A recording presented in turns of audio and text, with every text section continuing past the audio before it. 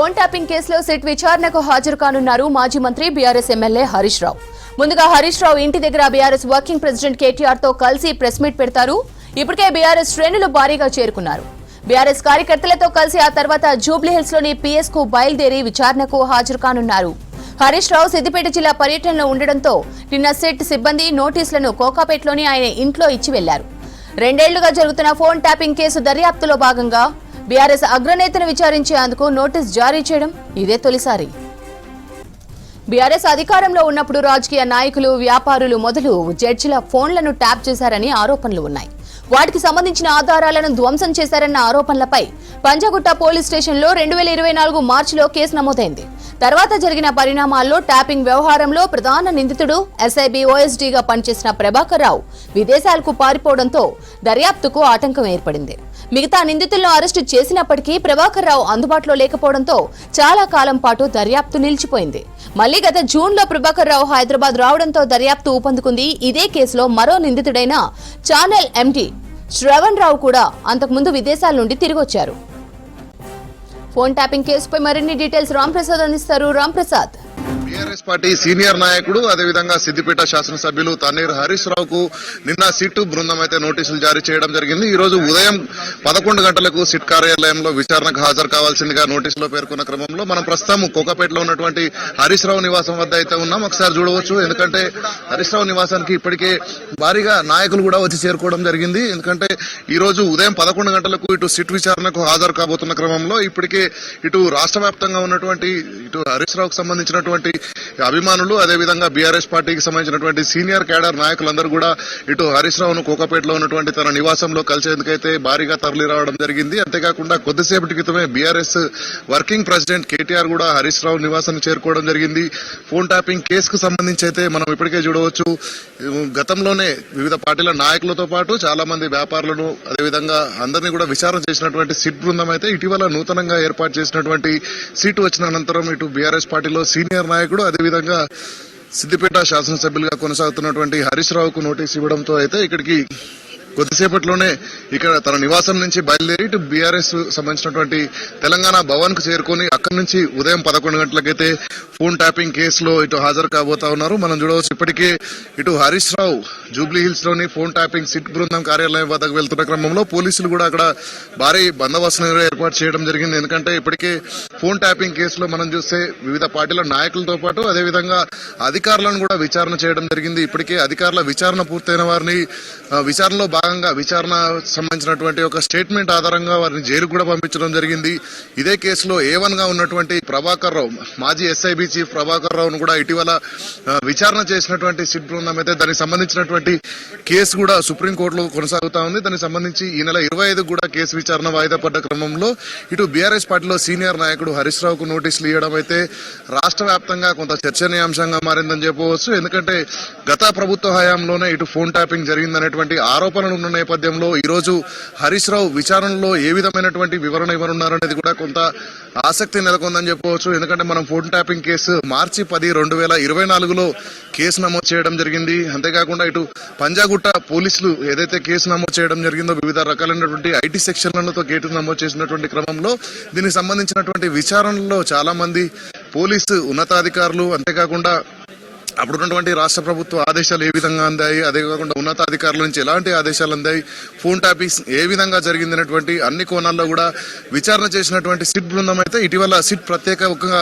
ఇటు హైదరాబాద్ సిపి సజనార్ నేతృత్వంలో కూడా నూతన సిట్ ని ఏర్పాటు చేయడం జరిగింది. సో ఈ సిట్ ఏర్పాటు చేసిన అనంతరం ఇటు బీఆర్ఎస్ లో కీలక నాయకుడుగా చెప్పవచ్చు. ఎందుకంటే రాష్ట్రంలో బీఆర్ఎస్ పార్టీకి సంబంధించినటువంటి కీలక నాయకుడు సిద్దిపేట శాసనసభ్యులో ఉన్నటువంటి హరీష్ రావుకు నోటీసులు ఇవ్వడం అయితే కొంత ఇటు బీఆర్ఎస్ నేతలు కూడా కొంత ఆందోళనలో ఉన్నారు. ఎందుకంటే ఈ కేసుకు సంబంధించి ఆరోపణలను ఇటు హరీష్ రావు ఏ విధంగా తిప్పికొట్టబోతా ఉన్నారు, ఇటు విచారణలో ఇటు సిట్ అధికారుల బృందానికి ఎలాంటి వివరణ ఇస్తారు. ఎందుకంటే ఈ ఆరోపణల్లో ప్రభుత్వానికి సంబంధించి గత ప్రభుత్వం బీఆర్ఎస్ ప్రభుత్వం అయినప్పటికీ కూడా ఇటు శాఖాపరమైన నిర్ణయాల్లో భాగంగా మాత్రమే ఫోన్ ట్యాపింగ్ జరిగింది అంటూ కూడా ఇటు బీఆర్ఎస్ నేతలు చెప్తున్న క్రమంలో ఈ రోజు హరీష్ రావు ఇటు సిట్ కార్యాలయం ముందుకు వెళ్లి అక్కడ ఇచ్చేటువంటి వివరణ అయితే కొంచెం కీలకంగా మారబోతా ఉంది.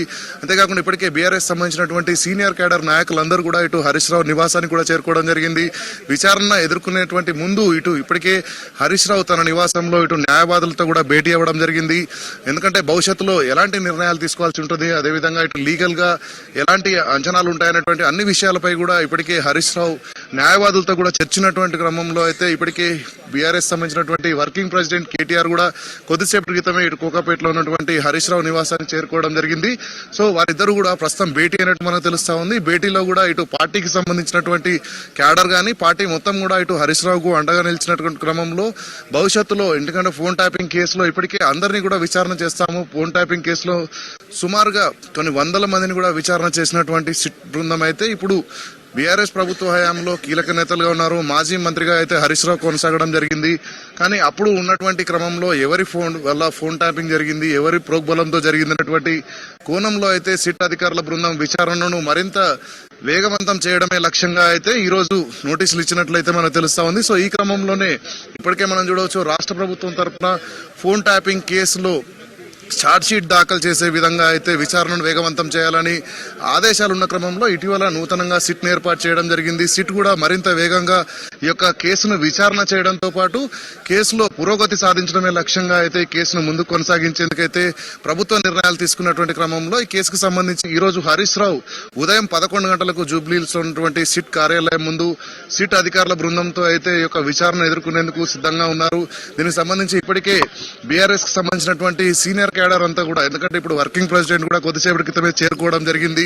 ఎందుకంటే గత ప్రభుత్వ హయాంలో జరిగిందన్నటువంటి ఒక ఆరోపణను తుడిచిపెట్టడమే లక్ష్యంగా ఈ రోజు సిట్ బృందం ముందు ఎలాంటి వివరణ ఇవ్వాలి, అంతేకాకుండా వాళ్ళు ఎలాంటి ప్రశ్నలు సంధిస్తారు, ప్రశ్నలకు ఎలా సమాధానం చెప్పాలనేటువంటి అన్ని విషయాలను కూడా, ఎందుకంటే గత ప్రభుత్వంలో కీలకంగా వివరించినటువంటి హరీష్ రావును ఈ రోజు సిట్ అధికారుల బృందం విచారణకు పిలవడం అయితే కొంత ఆసక్తికర పరిణామంగా చెప్పవచ్చు. ఇది ఒక కీలక పరిణామంగా కూడా చెప్పవచ్చు. సో ఈ క్రమంలో హరీష్ రావు సిట్ బృందానికి ఇచ్చేటువంటి వివరణ కూడా మరింత కీలకంగా మారేటువంటి అవకాశం ఉంది. ఇప్పటికే మనం చూస్తే ఈ కేసులో చాలా మంది పోలీస్ శాఖ ఉన్నతాధికారులు, గతంలో ఉన్నటువంటి ఐజీ స్థాయి అధికారి అంటే ప్రభాకర్ రావు A1 గా అయితే ఈ యొక్క కేసులో ఉన్నారు. A1 గా ఉన్నటువంటి ప్రభాకర్ రావు కూడా విదేశాల్లో ఉన్నప్పటికీ కూడా సిట్ బృందం తనను ఇండియాకు తీసుకురావడం జరిగింది.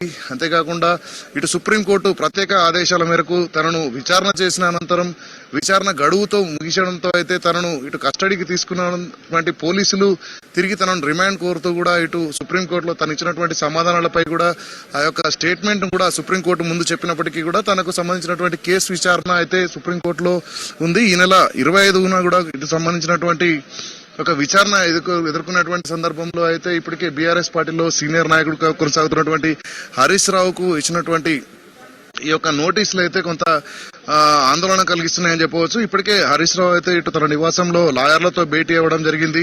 సిట్ విచారణలో ఎదుర్కొనేటువంటి సందర్భంలో చర్చించాల్సినటువంటి అంశాలపై కూడా లాయర్లతో అయితే సలహాలు సూచనల గురించి చర్చించినట్టు మనకు తెలుస్తా ఉంది. ఇప్పటికే మనం చూడవచ్చు, ఇప్పటికే మనం చూస్తే కాంగ్రెస్ ప్రభుత్వం కక్ష సాధింపు చర్యగా బీఆర్ఎస్ పై అయితే సిట్ నోటీసులు ఇవ్వడం, విచారణ చేయడం అనేటువంటి అంశాన్ని కొనసాగుతున్న క్రమంలో దీనిపై కూడా సుప్రీంకోర్టులో హరీష్ రావుకు ఇప్పటికే ఉపశమనం కలిగిందని చెప్పవచ్చు. సో దీనికి సంబంధించి కూడా ఇటీవల రాష్ట్రంలో జరుగుతున్నటువంటి పరిణామాలను మనం గమనిస్తే బొగ్గుకు సంబంధించినటువంటి కుంభకోణం దానిపైన జరిగినటువంటి దానిపైన ఈ యొక్క చర్చలు, ఈ యొక్క సిట్ నోటీసులు జరుగుతున్నాయని బీఆర్ఎస్ వాదిస్తున్నటువంటి క్రమంలో ఈ రోజు జరగనున్నటువంటి సిట్ విచారణ ఏ విధంగా ఉంటుంది, తదుపరి చర్యలు ఏ విధంగా ఉంటాయి, ఎందుకంటే ఇప్పటికే సిట్ విచారణకు సంబంధించి అయితే ఇప్పటికి సిట్ అధికారుల బృందం చూడవచ్చు 160 సిఆర్పిసి కింద నోటీసులు జారీ చేసినటువంటి సందర్భంలో ఈ రోజు విచారణను ఎదుర్కొని విచారణ అనంతరం ఎలాంటి చర్యలు ఉంటాయి, అంతేకాకుండా విచారణలో వారిపై ఉన్నటువంటి ఒక ఆరోపణలను ఏ విధంగా